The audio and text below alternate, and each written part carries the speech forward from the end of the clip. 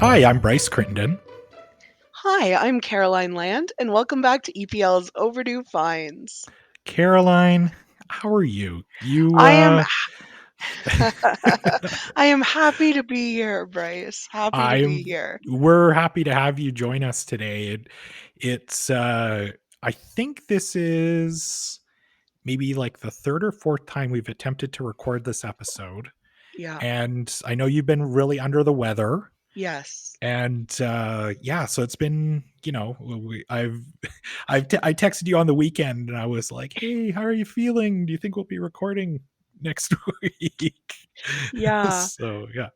I think the problem was that I was always optimistic that I was gonna feel better, and Yeah. then I didn't. But now I'm better than I sound. You can still hear a little bit of scratchiness, but everything else is fine, and I'm happy to be back here because I was really excited to talk about this week's topic. Yeah, this is one that it's okay, so it's kind of funny because on our last episode, Yeah. we teased this episode by saying that we were going to be talking about the winner of our Best of the 90s March Madness. As you can see from today's episode description, Lion King did not win March Madness. No. It was actually Harry Potter and the Philosopher's Stone. So first of all, we do want to thank everybody who voted this year, and yeah, we actually ended up receiving just over 32,000 votes, which is awesome. Yeah, so big thank you. I know a lot of people, especially on Facebook, I noticed the comments being saying like, "Oh, when are you guys doing this again? This was so much fun." But yeah, Harry Potter won, and we were looking at the episode schedule and we're just like, we've kind of done this one already. Yeah. Like, so like a couple years ago, Harry Potter and the Deathly Hallows Part 2 won our Best of the 2010s tournament. And so we did an episode on that movie. And in that episode, we kind of pretty much like touched on kind of the beginning of the series to begin with. And we just kind of felt like it's kind of been done before, right? Yeah, we also talked in our pop culture time capsule episode from the year 2000 about the experience of the big Harry Potter releases and Mhm. dressing up and going, and so I think we if you really want to hear about Harry Potter, we do have some episodes that we'll link to in our item list that you can Mhm. go back and check out. Yeah. So today we thought, you know what, let's do something a little bit different. And let's take a look at the 1994 animated film The Lion King, because Lion King came in second place, and actually voting was extremely close. Final score in that final was 259 to 235. So people still love The Lion King. We're like, you know what, let's chat about this movie because it's a movie I think like pretty much everybody's seen. um Everybody knows the songs, and let's do a deep dive today and talk all about this great movie. And of course, we've got a special guest joining us today to chat all about the Lion King, a little bit of March Madness as well. Member of the Overdue Finds family, Meg DeForest. Meg, thanks for coming on the show today. How are you? I'm great and very excited to talk Lion King and March Madness. I was on the preview show. I always love March Madness season, so it's always fun to see where it ends up because it's not where I expected at all. I mean, not that I ever Yeah. guess right, but Just out of curiosity, what like if you'd been placing money at the very beginning on it, who did you pick to win? I had Fresh Prince. I'm pretty Ah, sure with the yes. reboot and all of the nostalgia for that. I was coming in strong on Fresh Prince. I mean, I should never underestimate Harry Potter, but that was Yeah. my vote. Yeah. So yeah, we're going to talk a little bit more about Harry Potter a little bit later on in the show, as well as, of course, share our thoughts and reminisce about some great '90s animated Disney movie, The Lion King. But before we get into it, let's talk about our recent overdue finds picks. Meg, what have you been enjoying lately? So this is a new movie that we have on order at EPL, so hopefully you'll be able to watch it very, very soon. And it's Death on the Nile, the Kenneth Branagh version of the classic Agatha Christie. I think if people haven't seen this one and the first one he did, Murder on the Orient Express, they're just like, it's so hard to describe, but it's sort of like Baz Luhrmann doing Romeo and Juliet. It's like this extremely stylized, beautiful world where you have like an insane cast, like, you know, Gail Godot and Kenneth Branagh, and just like every single person on it is just like this huge actor. Russell Brand, who I'm not used to thinking of as like a serious guy because I think of him as such a comic, is on it and does a really great job as a more serious character. And it's just sort of one of those beautifully shot, you know, they're all in Egypt and they're on the river and they've got this beautiful boat and costumes. And so it was just a lot of sort of escapist fun. And always, I feel like those Agatha Christie stories kind of still stand up. And so it was just a really great time. So I definitely recommend getting on the list so you don't miss out on Death on the Nile. But if you really can't wait, we do also have Murder on the Orient Express to check out first. Yeah, so I did see Murder on the Orient Express when it came out a few years ago, and I haven't had a chance to watch what's Death on the Nile? Hmm. Yeah, so I Yeah. haven't had a chance to watch that one yet. But the one thing I do find really cool about those movies is it definitely has this like old school, like Hollywood feel to it. And I mean, obviously the movies are set, you know, in kind of like the early 1900s anyway. But yeah, they both of those movies have an all-star cast on them as well, and it's kind of like a whodunit. And yeah, that's one I definitely need to put near the top of my list.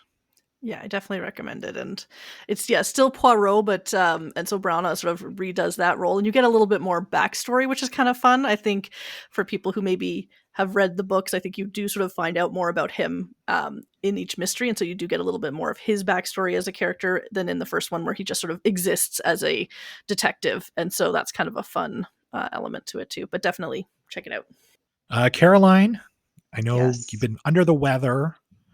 I imagine you've probably been at home a lot, drinking a lot of your uh, hot tea and water and everything, trying to get that voice back. Yep. What have you been enjoying lately? Well, my pick is one that you can go ahead and stream right now from EPL. It is The Stepfather, the 1980s horror movie starring Terry O'Quinn. Um, this was a weird. It's I had heard of it because when Terry O'Quinn, who is probably best known at this point for his role on Lost, he played John Locke on Lost. And when he started on Lost, his main credit that everyone knew him from was The Stepfather, which was this 80s horror movie. And so I think it's kind of like full circle to be talking about like Lost's Terry O'Quinn in The Stepfather. It's a movie about a serial killer played by Terry O'Quinn, who his MO is just to marry into families, trying to recreate that perfect Norman Rockwell existence. And when it inevitably falls apart, he brutally murders his family and then moves on to do it all over again. And so this is a story. One of the reviews that I read described his character as deranged wholesomeness, where it's kind of that edge of like he's kind of almost corny in a way when he's really living his fantasy life. And then when it all starts to slip away, he flips and it is dark and it straddles being a psychological thriller and a slasher film. Terry Quinn was giving me Will Forte vibes in this as well. Something about his performance as like a guy who's just kind of slowly losing his sense of sanity. All the best Vancouver actors are in it. So if you're a fan of a show like X Files, you will see so many faces you recognize from being those smaller part Vancouver productions. And yeah, you can go ahead and stream this right now. So if you're looking for a really tight um, 80s slasher thriller, check out The Stepfather. Is that one on Canopy or Hoopla? That one's on Hoopla. Hoopla. Nice. So I kind of have joked around in the past that I feel like I've kind of grew up in an 80s like video rental store. Like there's so many of these movies where you can tell me the name of it and I can just picture the VHS cover. Yeah. Stepfather is one of those. It's funny because I've never actually watched the movie before, and I think I have it saved as to watch next on my Hoopla account anyway. But the and I know it also had like a ton of like straight to video sequels after that as well. So yeah, that's one I need to check out. And I have to ask, like, obviously, sounds serious because he brutally murders families, but is it kind of a dark comedy as well? Is it safe to say that or not really? 'Cause There it kind are, of seems like it might be. yeah, it's not as comic as I think maybe I was expecting. Mm, Um, they play it pretty straight. There are a few moments in there, where there's humor in the situations, but it's mostly kind of dark. dark. Nice. Yeah. Yeah. Nice. Well, I'll definitely that's one I definitely need to check out. So Yeah, if you're in an 80s slasher thriller mood, definitely check out The Stepfather. Caroline, I'm always in that mood. So definitely. Well, what have you been enjoying lately, Bryce? I've actually, a little while ago, I picked myself up a new Xbox. So I've been playing some games on there. And I do find every spring, it seems like on Overdue Finds, I do this run of like baseball themed picks. So my apologies to listeners who don't like baseball because on our last episode, I had a baseball pick, a recommended rookie of the year. This time I've got a video game pick. Been playing it on the new Xbox, and that's MLB The Show 22. Longtime listeners know that actually MLB The Show 21 was an overdue fine pick of mine last year. But yeah, the new series is available. The new entry in the series is available.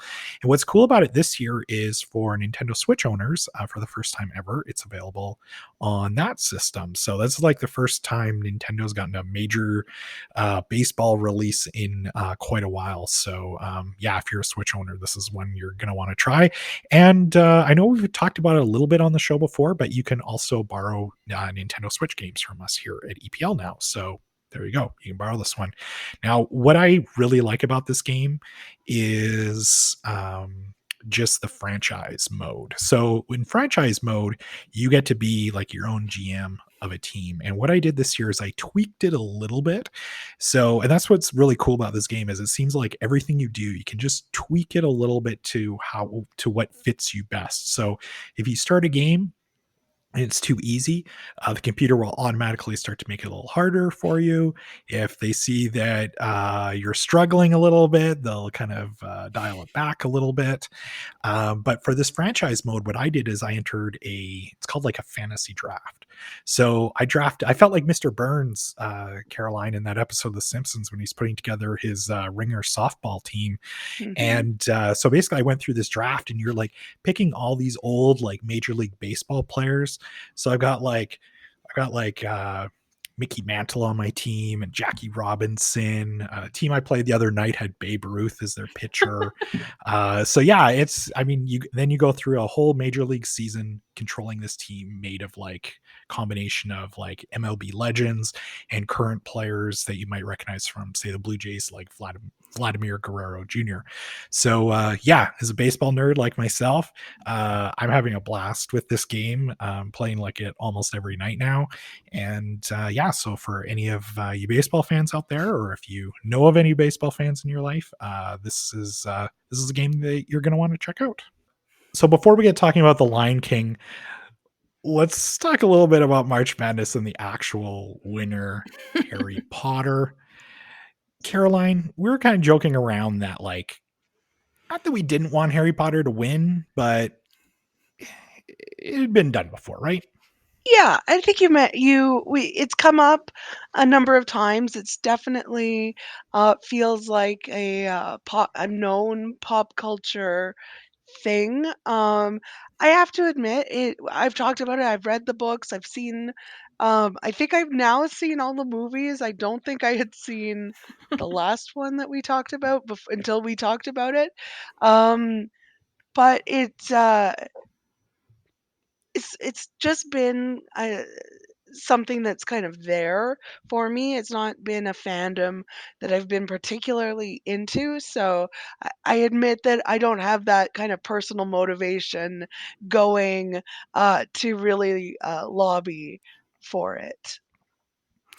Meg, I know a lot of times on the past here on the show, you've had kind of more fantasy picks, like especially when it comes to like your books and Mhm. everything and your book recommendations. So, were you a Harry Potter fan kind of growing up, or is that a series you've gotten into, or not really? I mean, I got into it. I feel like I was the sort of strange thing about Harry Potter, I guess, is sort of how long it took for the books to come out. So in some ways, like I was on the older end when the first books came out of like kids who would read it. And then there was kind of like a 4-year gap before like the end of the series happened. And so by the time that kind of happened, I sort of felt like I'd outgrown the age of the books. So it was definitely more like I have a younger sister, and it's definitely more like Harry Potter is like her series in some ways. So it's not that I disliked it, but I think in the way of all older sisters, I was like, I'm too cool for that because, my little sister likes it and I'm, older.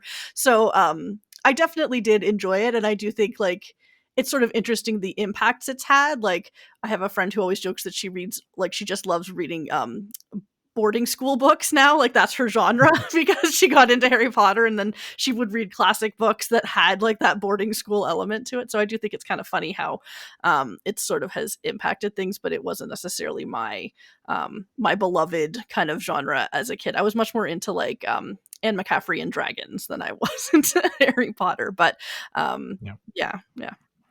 Harry Potter has always, since I've been a librarian, has been my example of the importance of talking with a reader when doing reader's advisory. Mm, Somebody comes up to you in the library and says, I really love Harry Potter and I want a book just like that.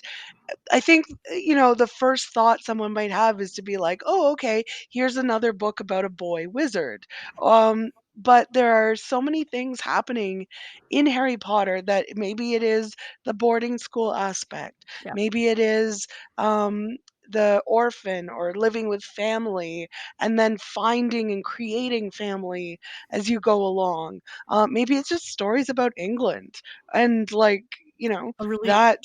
built out world. Like, I think that's something people Yeah. don't think about is that, like, one of the things was unless you read, like, Lord of the Rings or something, maybe a lot of people hadn't come across kind of a fantasy world that was that, like, built up brick by brick where, like, even years later, she sort of comes out with, like, "No, yeah, that person works here." And you're like, "How what? That was never appeared in a book," but she just sort of had set out this really full world. And so, yeah, I do think that's also an aspect that sometimes people are drawn to that maybe has nothing to do with what we would think of as magic and, you know, Yeah. kids lit or anything. Yeah, so I think that there are a lot of appeal factors that really speak to people. It's interesting because Harry Potter has now won best of the 90s and best of the 2010s. And that's not either decade that I would associate with No. Harry Potter. It came out, I think the book was published, I think 1997, and it took a while to catch on. Like it really wasn't Harry Potter the phenomenon until the first 3 books had been published, which puts us into the 2000, and Yeah. we were just trying to cram in, the Harry Potter movie 8 part 2 for the 2010s because that wasn't really like it was. I think it was 2010 when it came out. Yeah. So it really is, I think, that 2000s Mhm. decade that I associate with Harry Potter. So we did make the unofficial slash official decision that future March Madness tournaments, Harry Potter has been retired. Yes. retired. If there's like an Overdue Finds arena, we would hang the Harry Potter banner up in the rafters. We are paying tribute to it. It won 2 tournaments, but it's done. Yeah. The jersey's retired. It's over. The jersey's retired. And with our luck, next year the theme will be boy wizards, and we'll have to have some sort of elaborate reason why Harry Potter isn't included.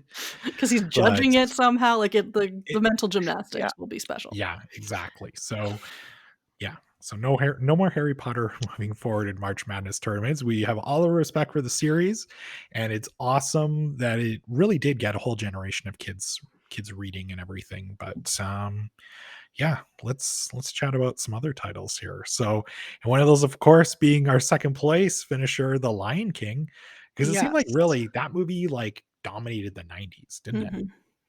Yeah, I think Disney animated movies really had an important role in 90s pop culture, and Lion King is interesting for a number of reasons that I'm really looking forward to getting into. But before we start, I have some of our fun facts about the movie. Love fun facts. So, The Lion King was released in June 1994. So, set the scene. That's where we're taking you back to today. It was the 32nd Disney animated feature film and the highest grossing movie of 1994. Second of all time behind Jurassic Park. So, which had come out the previous year, 1993. So the episode where we talked about the 90s, I think I talked about how everything just seemed like really big. This is the era of like mega grossing movies. It's like records happening year after year after year. The Lion King tells the story of Simba, a young lion cub who will succeed his father Mufasa as king of the Pride Lands. And this is the last chance to duck out for spoilers. From here on in, we're going to be talking about The Lion King in detail. It is a 28-year-old movie. Yes. If you have gone this long You're really and dedicated. thought, I'm going to listen to the podcast before I watch it, finally. Life choices. No, don't do that. Don't. Watch it, then come back. So Mufasa's brother Scar is jealous of this power, and he plots to kill Mufasa and make Simba think that it's his fault. Simba then runs away and joins up with Timon and Pumbaa, a meerkat and a warthog, who live a life of no worries. But then Simba realizes that he must return to face his destiny and help the animals of the Pride Lands. There was a Broadway adaptation of the movie, 1997, a sequel, The Lion King 2, Simba's Pride, a prequel slash parallel film, Lion King 1.5, which is the backstory of Timon and Pumbaa, two TV series, and a 2019 remake that I like to refer to as like live action, even though it's not. And it's kind of creepy, and we'll talk about that later. Oh, yeah. Yeah. The voice cast of the original included Matthew Broderick, 3 letters, J-T-T, Jonathan Taylor Thomas. 3 more letters, J-E-J, James Earl Jones. Jeremy Irons. Okay, there's a lot of J's, but I'm not going to do it for everyone. You're committed Whoopi now. Goldberg, Cheech Marin, Nathan Lane, and Ernie Sabella as the voice of Pumbaa, possibly more famous as the naked guy on the subway in the Seinfeld episode The Subway.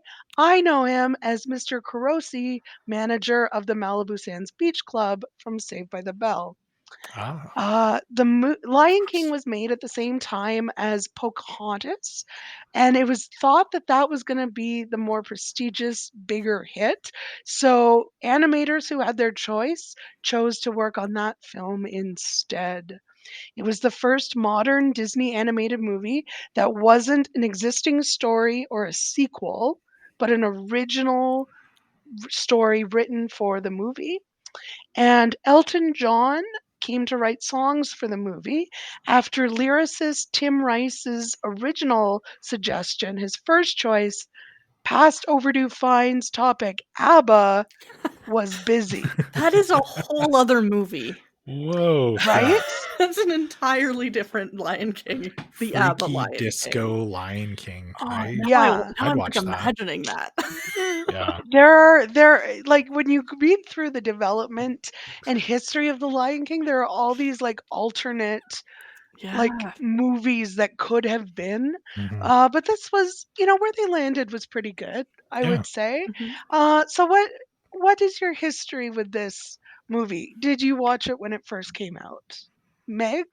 Um, I didn't watch it in theaters. We were not a family that watched children's movies in theaters. I don't know if I've talked about this before, but my parents sort of believed that you went to the theaters to see like a big blowing up movie like Die Hard, like that's what you went, or Star Wars, you went to the movies for that. And so for kids movies, we would have watched it at home on home video. And I do have a very distinct memory because my grandmother belonged to this is going to be so old for our younger viewers, the Disney of the Month Club, where you would get a Disney VHS clamshell every month of like a new release or something from the Disney Vault, because the Disney Vault was a thing of my childhood where like they would sell a movie for a while and then it would stop and you literally could not find it if you hadn't bought it when it came out.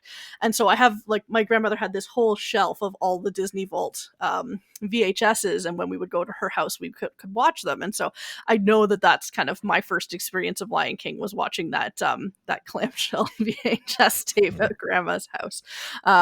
So yeah, definitely. I do think, I mean, I don't know if we're going to get into it later, but definitely like the second most scarring parent death in Disney, like up there with Bambi's mom, is Mufasa. Like Disney at the time got away with a lot of some dark story matters that like I think those of us, like probably Caroline, you agree, kids want stories that have those kinds of elements, and sometimes adults get a little bit scared of kids dealing with death or dealing with sort of hard topics. But I do think that in these kind of Disney movies of that era, they didn't really like, they found ways to include it in what is otherwise considered a very lighthearted film, but there is this real core of like tragedy that is really, you think about it, it's kind of rough for a little kid to watch. The stampede scene. Oh my gosh, how do you rewatch that? It's so hard. Well, I rewatched the movie for the podcast, and I went into it going like, "Oh yeah, well this'll be a sad scene for kids." No, it is a sad scene for anyone, Yeah. including me, because it's really hard to watch it. And then now kind of understanding that guilt that Simba takes on Yeah. that forces him out of his life, it's just it's a very very hard stretch of the movie to watch. Yeah, Bryce, what about you? So I kind of feel like Meg a little bit when you were talking about how your younger sister was really into Harry Potter, but you were just kind of maybe a little too old. And so the summer that this movie came out, I think I was like 14 or 15 years old. So like I really didn't have a desire to see this movie. Like it wasn't like I was like, can we go see Speed or True Lies or something like that instead? So this one, I remember like I think my dad took my younger brother to it and they saw it in the theater, but yeah, I didn't watch it until it was out on home video, and I think my younger brother got it for Christmas or something like that. And that's probably the first time that I did see it. But you know what though? Like I remember really liking the movie, and I knew, I kind of obviously consider it to be a kid's movie, but even at that age, being this cynical teenager, I mean, I still enjoyed the movie and everything. But yeah, I was definitely felt like I was way too cool to go see that movie in the theater though. Caroline, how about you? Is this one you ventured into the theater to see, or did you also kind of discover this one in the old clamshell VHS? Definitely had the Tape? clamshell VHS. Also think I got it for Christmas.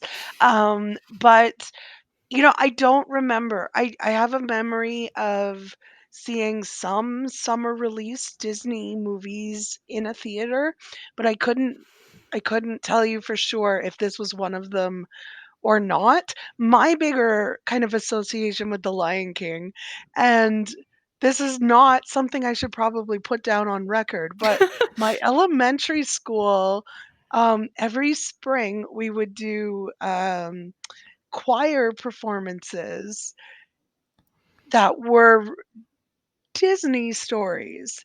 Um, we may not have had all of the permissions that technically a school might need, but we had heart when we did them. And so, memories of learning all of the songs from Disney movies and The Lion King, we did, I think, a year or two after it came out. Once, people had the movie so they could transcribe all the lyrics. And that's really my association with a lot of Disney movies, including The Lion King. That's so funny. Like, I just picture, Disney lawyers, I'm sure, they saw Lion King here in the description.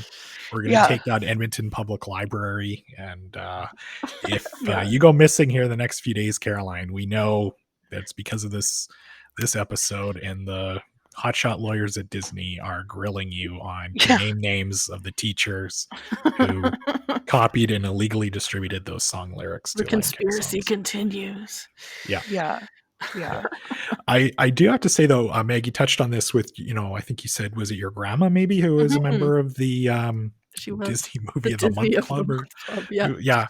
But it's funny, not to kind of, this is my old man shakes fist at cloud soapbox rant, but kids today have no idea how good they have it with Disney Plus. No. Because you're right, like you forgot about the vault where. So Lion King comes out in theaters. I think everybody probably under, most kids probably under the age of 10, if you lived within an area of a movie theater, you probably saw this thing.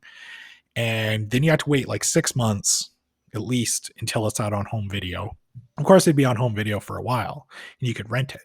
But then like it would just go away. Like they wouldn't make new copies of it. Mhm. So if like your Blockbuster or mom and pop video shop, like somebody like stole their copy or whatever, like that was it. They couldn't order in anymore. Or if you wanted to watch something older, like say Lady and the Tramp, well, you kind of have to hope that maybe Disney releases it in the vault here over the next few years, and you might be able to get a copy. So, yeah, kids these days, they have no It's such idea a how good they bizarre have it with it. concept now, like to Yeah, look back and be like, absolutely. we refused to sell you something that you wanted. But there was Yeah. this feeling of like scarcity, right? Like if you saw it and Mhm. you had to get it now for this Christmas or your kid's birthday that year because you didn't want them to never see it again if it was their childhood favorite. Maybe some parents wish that Frozen had gone in the Disney vault. Yeah, But, probably.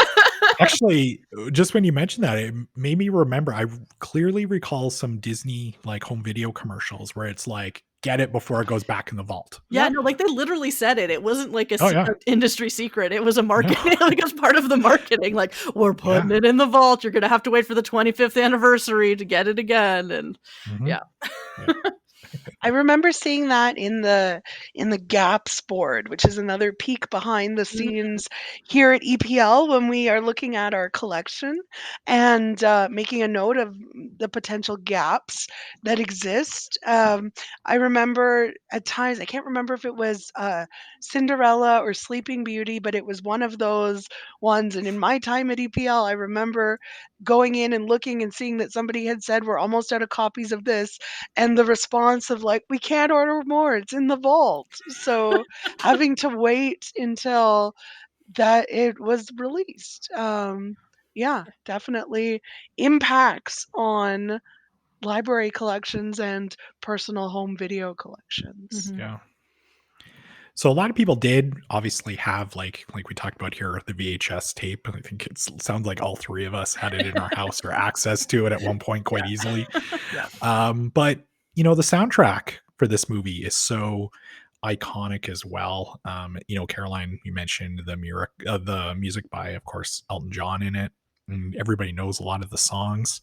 Do you have a favorite song from the movie, Meg?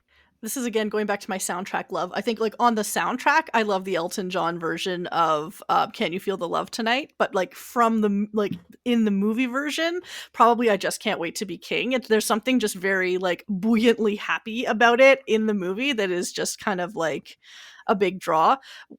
Whereas I do think like the Elton John version, that's not necessarily like the theatrical version that's in the film of is kind of more of a ballad that again maybe has been overplayed by people in years since, but it was overplayed for a reason. It was a really good song. So yeah, those would probably be the top two.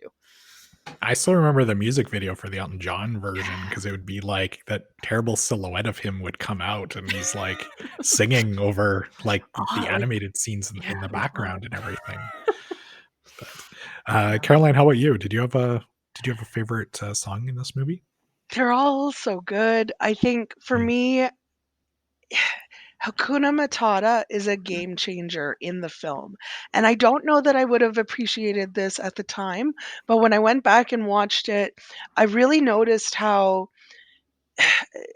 once Simba decides to leave, so Mufasa has been killed by a stampede of wildebeests that was brought on by Scar, and then Scar had Simba go down. Anyway, it's all Scar's fault, is the Always. takeaway. And then Scar convinces Simba to leave and not come back, and then immediately after that, we meet Timon and Pumbaa, and it's very much in that classical, like almost Shakespearean tradition of once there's like a really dramatic scene to follow it up with this comic element to kind of change the tone. And that's what Hakuna Matata does. And the characters of Timon and Pumbaa are just so immediately you know who they are. And the way that they speak is different from the other animal characters, and just the energy that they bring, and just I was noticing that of Hakuna Matata, which probably, like some of the other stuff in the movie, became kind of a cliche around, you hear it so often it kind of loses its meaning. But I was really impressed by the story work that Hakuna Matata was doing in the movie. And also in the great tradition of songs like Poor Unfortunate Souls is Be Prepared as Scar's villain song. Just good. the dripping, I don't even know what it is. It's menace, it's anger, it's pretension that Jeremy Irons brings to Be Prepared is just outstanding. Oh yeah, like if you're making a list of the top Disney like villains, Yeah, Scar is probably in your top 5. Most yeah. people anyway. Yeah, he does an amazing job in this movie, and especially like that Be Prepared song just kind of really ramps it up before we kind of get into the whole finale of the movie. For myself, it's funny because I've talked about this on the show before. I'm not a fan of musicals like at all. So when I go back and I'm like rewatch this movie like the other week, and it'd been my first time hearing Hakuna Matata in like God knows how many decades, probably since like the Clinton administration or something, but like it's been that long. And I was like, yeah, there's a reason why this movie, is so popular and still continues to be, because this is an amazing soundtrack. And Meg, like you, I actually have the same pick for my favorite song, and that's I Just Can't Wait to Be King.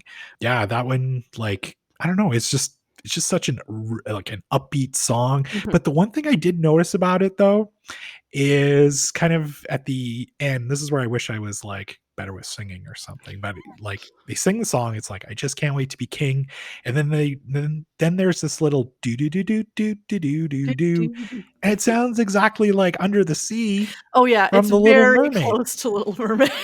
Yeah. Right there. Yeah. Yeah. Yeah. So I watch it, and like later in the day or something, I'm doing some stuff around the house and I'm like humming along to it. And Cheryl's like, "Are you like humming Under the Sea?" And I was like, "No, I just can't wait to No. be king."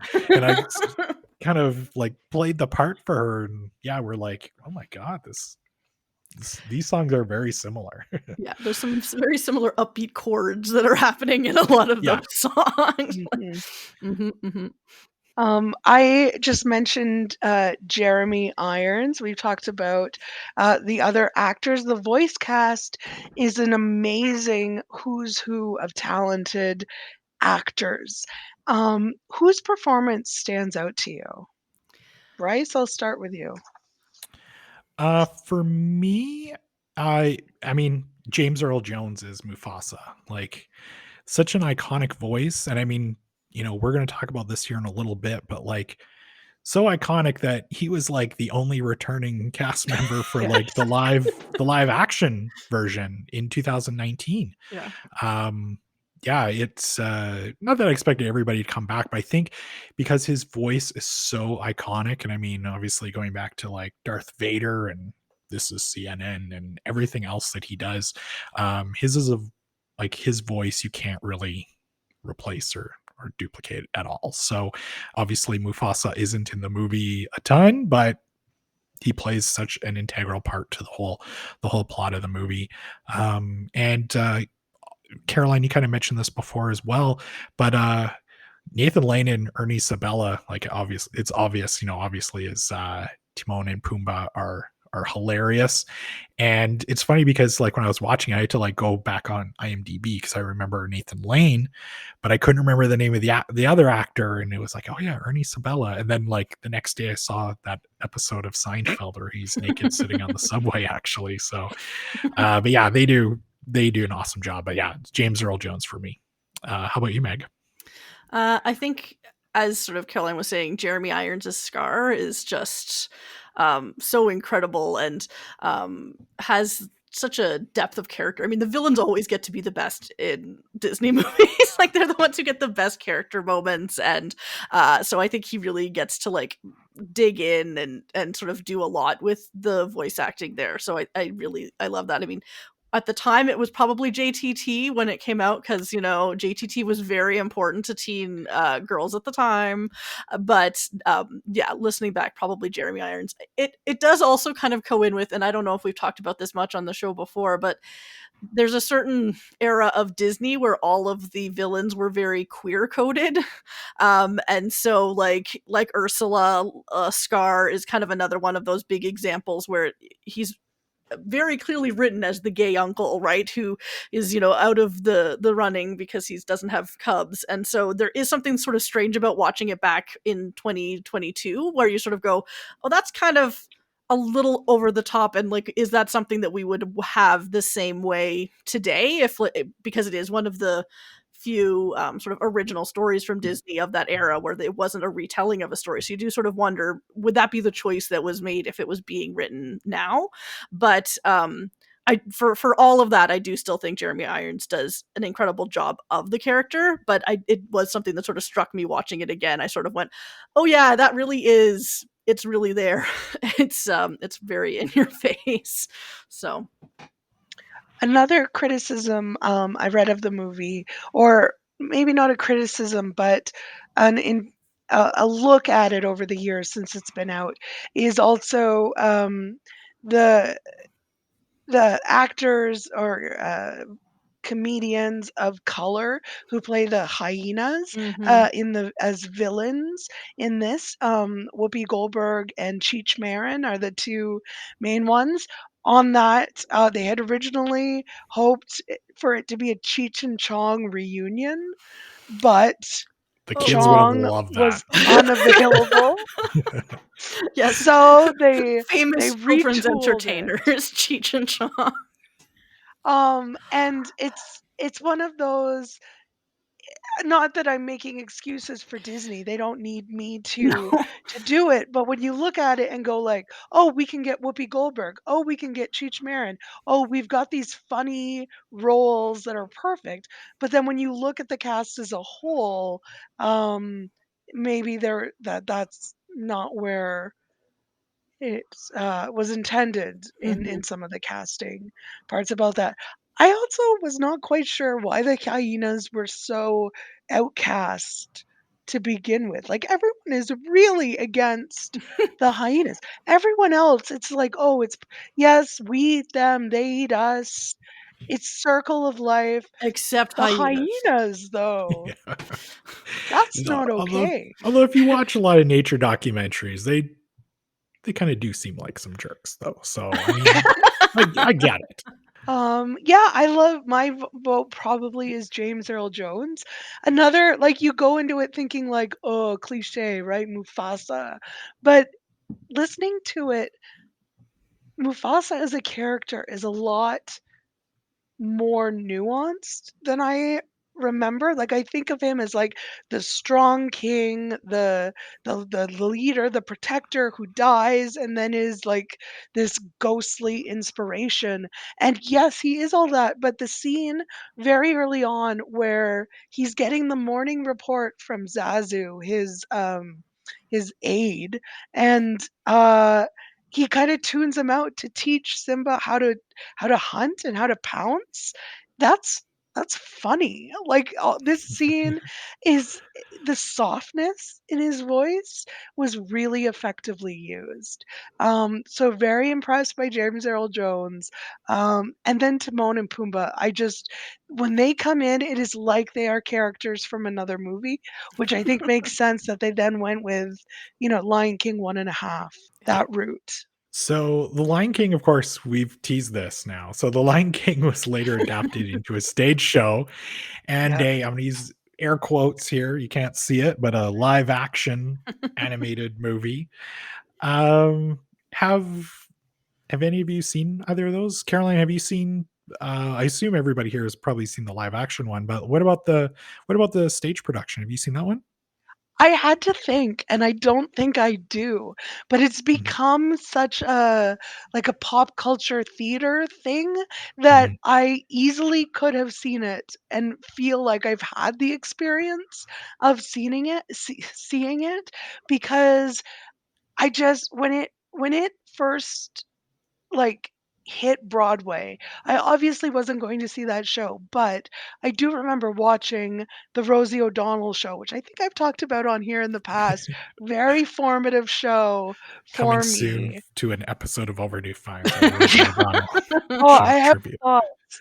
I have thoughts, but the Rosie O'Donnell show, showcased a lot of Broadway productions that would do full-scale songs and seeing, like, the way that they were using the puppetry and the lions and specifically, like, the gazelles leaping with the arms, like, that was a game changer. I think that's the 2nd time I've used that phrase talking about things related to The Lion King, but it really was to see that kind of production and Julie Taymor's Mhm. vision for The Lion King. So I don't think I've seen it, but I've definitely appreciated the impact it had on pop culture. Mhm. How about you, Meg? Did you ever see the stage production? Yeah, I did. I saw it in Toronto. For listeners who know, I did not grow up in Toronto, but I was like a close enough drive that it was a thing you could go and do to, go to Toronto and see a show. So yeah, I definitely remember going and seeing it with my sister and my grandpa. And yeah, those puppets were amazing. Like sitting in the audience, the first number, they kind of came down the aisles with like the birds swinging and coming in from every entrance until like it just felt like the entire theater was full of these giant puppets in the opening number. And I definitely remember that moment and it being just like you were really in the world, which is sort of hard to think about for a cartoon. Like it was such a strange thing to sort of be like, we're going to turn this cartoon, and yet it's going to be awesome. But I do think, yeah, Julie Taymor really did a great job of sort of making it feel like the whole world was in that a stylized kind of way. And one of the things, I mean, sort of going back to what you were saying, Caroline, about like the actors of color, like, I do think the stage production, they had some different songs that really drew from some African traditions, and like the cast members were much more people of color playing, Simba, Nala, all of those kinds of characters. And so I do think that that was kind of a very intentional part of the stage show, kind of maybe in counter action to the cartoon. And so Yeah, I did think that was sort of a really interesting version of it. And in some ways, we sort of talked about the soundtrack. I definitely suggest for people, if they haven't heard it or they haven't seen the live, the stage show, to check out the soundtrack to the Broadway production, because it does have, Hakuna Matata and that, but it also has these other songs that really bring in some African drums and like chants for that the women would do on the hunts and things like that, that are just a really cool, look into sort of a cultural aspect that is really kind of not as shown in the other version. And a shout out for Julie Taymor. She was the first woman to receive a Tony Award for Best Direction of a Musical for this. So definitely good to be, when we're seeing how great she was and how game changing it was, that was sort of recognized, which I think is really cool. And I think maybe wasn't something that people thought would be, oh yeah, you're going to direct the Lion King adaptation for Broadway. Sure. You're going to win awards for that. But she really did take it to a place where it was legitimate that, yes, this is an award winning show, not just a box office smash where you sort of, you get paid and then you don't put it on your resume because nobody wants to remember that you were involved in it. So, yeah. So let's chat a little bit about this live action movie. It came out in 2019. I assume everybody here has seen it. Yeah. Caroline, what are your thoughts on the movie? I was not prepared for it to be as much of a shot for shot remake as it was. And this was amplified to watching it back to back with the original in preparation for the podcast. Literally back like in one evening, I watched both of them. And there's a shot early on in both movies, but where the animals are on their way to Simba's presentation. And again, talking about cliche moments, that's the moment where he's held up on the rock and that became a thing. Um and as you see the animals, the focus of the scene shifts, and you go like close up on like ants on a tree branch. And as soon as I saw that, which I had just seen in the animated movie, I was like, "Oh, that's what this is." And then, like, entire scenes, lines, obviously most of the actors are different and the movie is longer, so there is more in this. It's like realistic animation. But my takeaway was it made the stampede too sad. I don't wanna watch. I don't wanna watch it with animated animals. I don't wanna watch it with, like, realistic animals, and so that was, I think, my breaking point with the movie. Yeah, I think I sort of agree. I think there's something about watching it when it's a cartoon where you sort of go, "Oh, it's the circle of life," and it doesn't really feel like literally the animals are eating each other. But when they suddenly become really realistic animation, it just felt a little more Nature Channel. Like there was just something more intrinsically uncomfortable about that experience that I don't think I was expecting before I watched it. And then I suddenly went, "Oh no, they are eating each other," and of course they are. And of course animals should, but it hit differently as a part of a story when it wasn't sort of a cutesy Disney style. I don't know. That was sort of my takeaway. That's the stampede in particular, but even just in general, watching the interactions between Yeah. the different species, you sort of get that feeling a little more, I think, when it looks like a real lion or whatever. Are we breaking your heart with our takes on this, Bryce? Not really. I have very similar thoughts. It's funny because like I remember when the movie came out, I'm not like I've talked, well, not on the show, but about my dislike actually for these live action remakes and how I think they're just so unnecessary.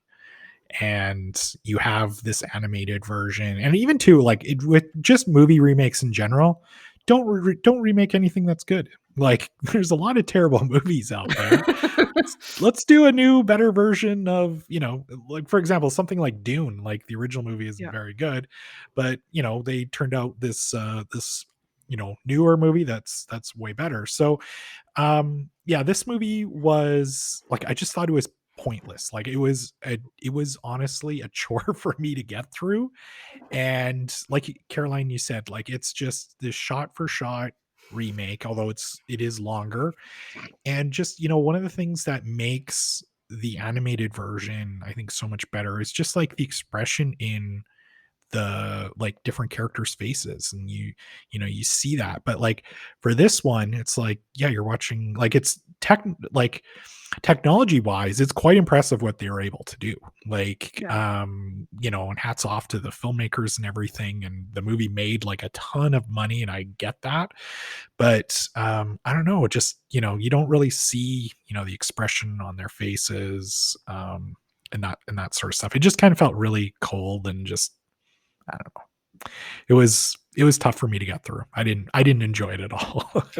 Yeah, it's like that Psycho remake too, where they did Yeah. it so close to the shot for shot, and people were just like, it missed the heart. Like, yes, you did the exact same camera angle and you zoomed in the exact same amount, but somehow it missed the heart of it. And so yeah, I do sort of think Mhm. maybe there is a degree of replication that's just not better. Yeah. To end this on a more positive note, though, did have either of you played the Lion King video game? No. No. So it came out originally, it came out in 1992. I remember playing it on the Super Nintendo, but it was available on like Sega Genesis and Game Boy and pretty much any other early 90s systems that were around at the time. But if you have an Xbox One, so last generation Xbox, or PlayStation 4, we do have a video game in our collection called Disney Classic Games Collection. And it has a re release of the Lion King game and the Aladdin game, which, surprisingly, as a video game fan, typically video games based on movies are not very good, but these are actually quite well done. And as far as like the graphics go, I remember at the time, like, it really kind of felt like you were controlling, you know, Simba's and, you know, all these other characters in both of these movies. It's funny because I was reading a little bit more about the game before we started recording today, and apparently Disney wanted in. It's funny because more so the Lion King, I think, it's known to most gamers as being this incredibly difficult game, and I can tell you it absolutely is. But I read something that apparently Disney wanted to make the game hard, so people could only really get like halfway through it and then want to like rent it again from video stores. So pretty shady stuff Tricky. going on here. But there's a level in the game where you're Simba, and you're of course like trying to outrun like all the, what was it, like wildebeest or Yeah. something, or ox or Yeah. whatever. Yeah, well, That level is notorious to gamers as being like one of the most difficult video game levels. So yeah, I mean, if that scene didn't traumatize you enough watching it in the movie, you can actually relive that and play that level yourself if you want I to feel in like this this is game. where we But need the like TikTok emotional damage. Like, not only did Mufasa die, your character dies in the game every oh time. god, yeah, I definitely died a lot playing on that level. But anyway, you can borrow that from us. So grab yourself an Xbox or PlayStation 4 and check that one out. I didn't play that, but I did play a lot of Timon and Pumbaa's Jungle Pinball for Ooh. the computer, which was a CD-ROM game. That sounds fun. And I was very good at Timon and Pumbaa's Jungle Pinball. So, Video game pinball is underrated. yeah. It's I love video game pinball. This one, I remember, I got a good glitch once, and it was pretty exciting. So, Nice. good times. Bryce, before we get to today's roundtable questions, can you share with listeners what we'll be talking about on our next episode coming out on May 6th? Yeah, so we're gonna make you an offer you can't refuse and invite you to join us for the next episode of Overdue Finds, where we'll be talking about the 50th anniversary of one of the most celebrated films of all time, The Godfather. So join us as we go back to March 24th, 1972, and talk about the classic film starring Marlon Brando, Al Pacino, and a who's who of Hollywood legends. We'll also be chatting about the novel of the same name by Mario Puzo and the film's legacy. Caroline, when I brought this episode idea up to you, I won't spoil it. You'll have to tune into the next episode. But you had you had kind of a hot, controversial take on the first two movies, and we'll Yeah, save I it for think the next episode. yeah, the Godfather famously inspires a lot of strong preferences, Mhm. and I'm really looking forward to hearing the ones that everyone has. So I will say I picked up a copy of the book, and so I'm like partway through it. I think you said you've read it before, haven't you? yeah, It's an interesting read. Like, yes. yeah, we'll get more into it in the next episode. And yeah, Oh my goodness, so much. it's interesting to say the least. So, all right, quick roundtable question time. So, what other animated movie do you think would make a good Broadway show, Meg? Well, the first one I thought of, I wasn't sure if it counted as an animated show because my first impulse was Who Framed Roger Rabbit. But then I was like, I don't know if that counts as animated.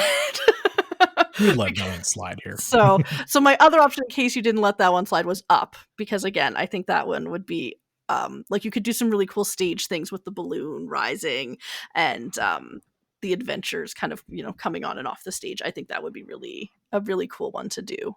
And again, you don't always get those kinds of like non-romancy stories in maybe big shows. So I thought, okay, that's kind of a fun.